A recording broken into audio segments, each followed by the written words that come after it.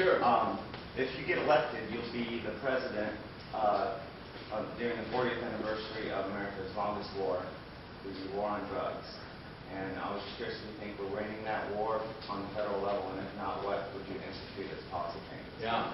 Well, no, I don't think we are winning it. The ability for, first of all, I will tell you that the federal government has a role limited by the Constitution, once again, that I don't know if people really want to accept, but it's the truth. I mean, we cannot make, the federal government should not be in the business of mandating sentences for state, for the violation of certain crimes. It has nothing to do with, we have a certain set of crimes that are absolutely federal. Transportation across lines, espionage. There are federal statutes that are appropriate, right, and that's exactly what a federal government should be doing and looking to. But forcing states to adopt these things, absolutely not. I believe states should have the right. I have voted, I don't know how many times, 4 or 5 times now, I think we've had it up, where the federal government, states have decided to actually accept medical marijuana, right, to make it legal. Colorado happens to be one. I actually voted against it in Colorado. I voted no on the issue. It passed, right? Now the federal government is saying, you can't do it. We're going to we'll prosecute you if you do it.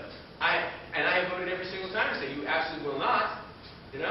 I can be against, I can be pro-drug laws, against drug usage and all the rest of it. But again, it's the issue of where the federal government's where the Constitution actually gives us the right to intervene and where it does not.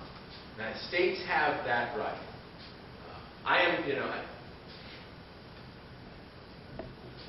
There is an issue about the ability for states to be the laboratory. That's the whole idea, right?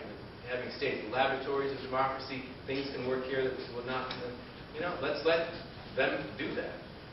Let's see what works and what doesn't. But I know the federal government's role should be limited there. I'd like to piggyback off of that. And first of all, thank you for supporting the 10th Amendment by pledging to end the unconstitutional raid on state-licensed medical marijuana clinics. And I wanted to ask you, last year, 44% of the voters in Nevada voted to end marijuana prohibition in their state. Not just for medical use, but the entire failed policy. If you become president and the state chooses to completely end the prohibition of marijuana during your term, how will you react? Well, I will react just as I've explained to you. That is a decision of the state. There are federal laws that I certainly will uphold. And transportation, if it's when it's a federal law against transporting over state lines, that's appropriate, and I absolutely will do it. And I don't believe we should have it. I don't believe, frankly, that we should eliminate drug laws. I'm not one that says we should do that.